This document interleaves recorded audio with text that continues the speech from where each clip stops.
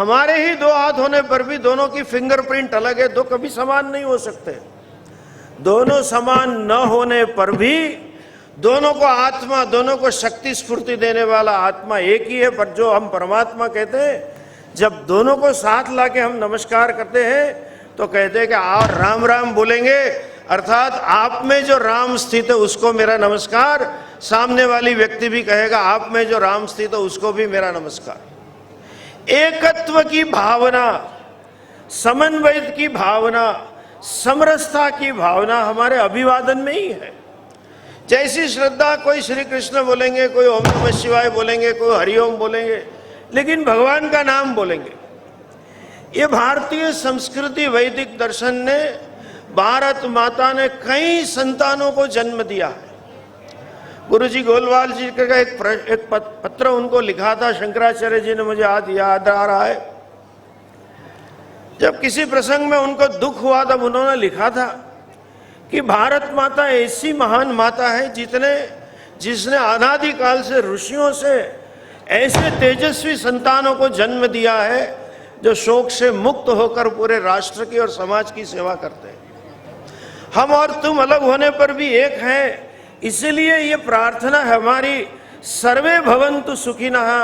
हम कभी ये नहीं कहेंगे कि हिंदवः एव भवन्तु सुखिनः। माँ कश्चित् दुख भाग भवेत्, प्राणी मात्र को दुख न हो, उसमें चींटी को भी दुख न हो, ये हमारी भावना है। चींटी को भी खाना खिलाना हमारी भावना है। समन्वय वाली संस्कृति का जन्म और उसको टिकाने के लिए भारद्वाज, वशिष्ठ इत्यादि परशुराम कितने संतानें आए। उसी उज्जवल परंपरा में हमारे पास भगवत्पाद आदि शंकराचार्य जी पधारे थे। उस समय पूरा देश संक्रमण में बह रहा था, बाह्य संक्रमण भी था, देश छोटे छोटे राज्यों में बटा हुआ था, आंतरिक संक्रमण भी था।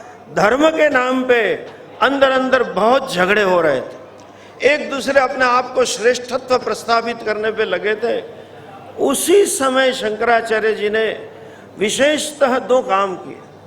वो इतने समर्थ पुरुष थे कि अपनी शक्ति के बल से, आध्यात्मिक शक्ति के बल से शासक बनके देश के ऊपर राज्य करके कर सकते थे, लेकिन जब तक आध्यात्मिक साम्राज्य प्रस्थापित न हो, जब तक धार्मिक साम्राज्य प्रस्थापित न हो, तब तक समाज में बदलाव नहीं आता है। और जब तक बदलाव नहीं आता है तब तक समाज स्थिर नहीं होता है, राष्ट्र स्थिर नहीं होता है। इसलिए उन्हें अध्यात्म मार्ग से देश को एक बनाया।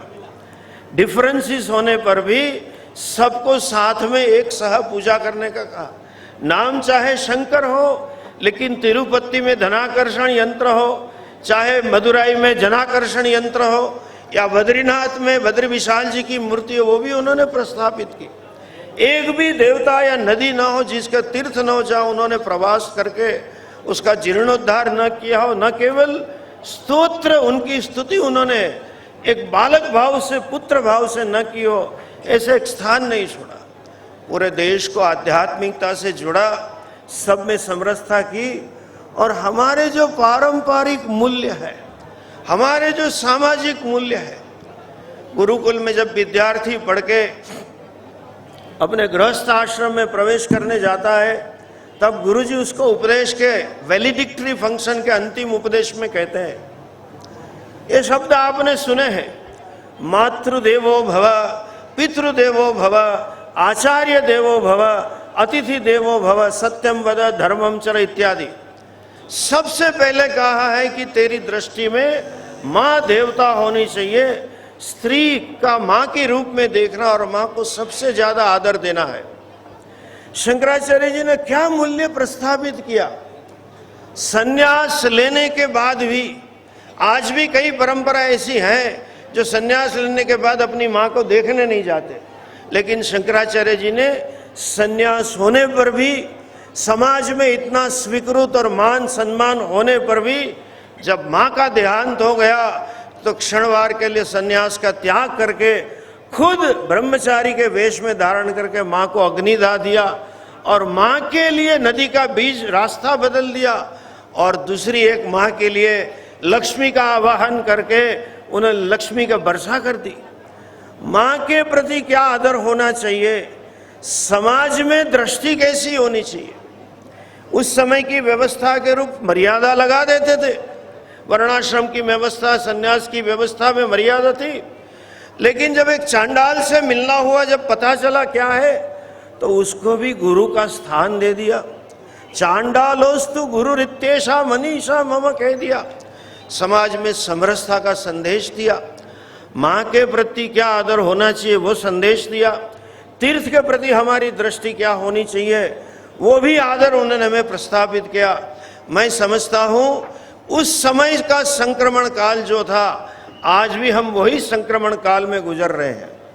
आध्यात्मिक क्षेत्र में भी भारत बटा हुआ है, राजकीय क्षेत्र में भी थोड़ा 14 से उदय हो रहा है, लेकिन फिर भी बटा हुआ है।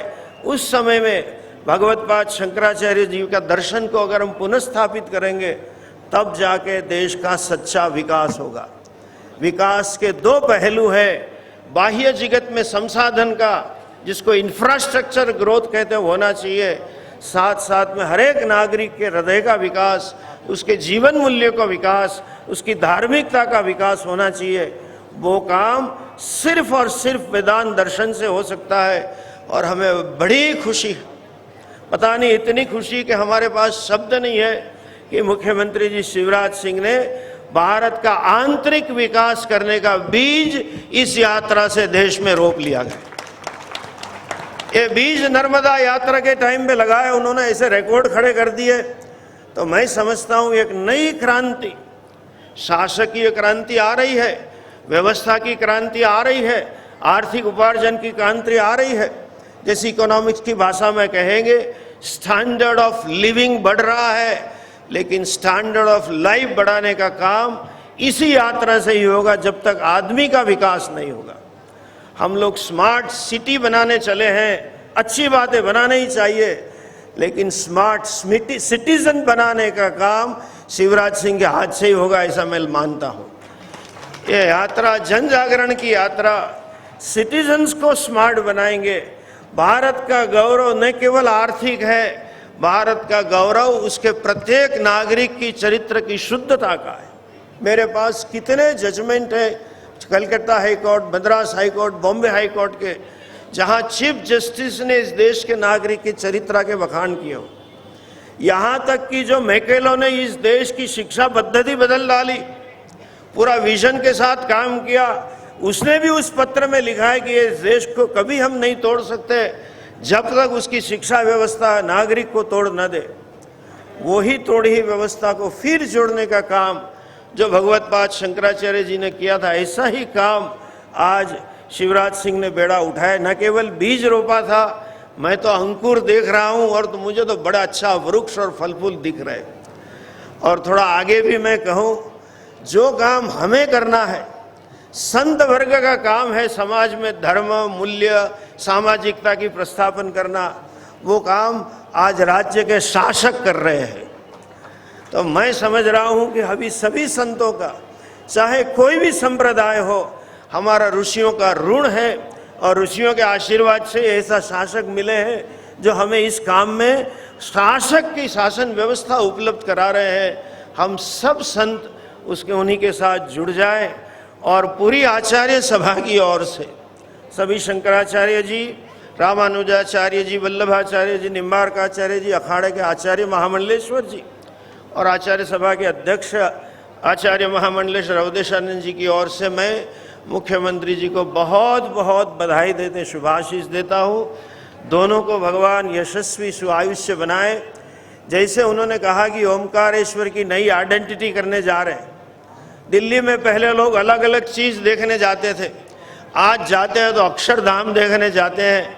मुझे ऐसा लग रहा है 20-15 साल बाद लोग शंकराचार्य जी को देखने जाएंगे और याद करेंगे कि शिवराज सिंह ने नई आइडेंटिटी इस देश को दे दी, ये नया तीर्थ बना रहे हैं। सभी संतों की ओर से बहुत बधाई और आशीर्वाद देते हुए पुनः पुनः अपनी खुशी व्यक्त करते हुए, संतों को प्रणाम करते हुए, ओम तत्सत।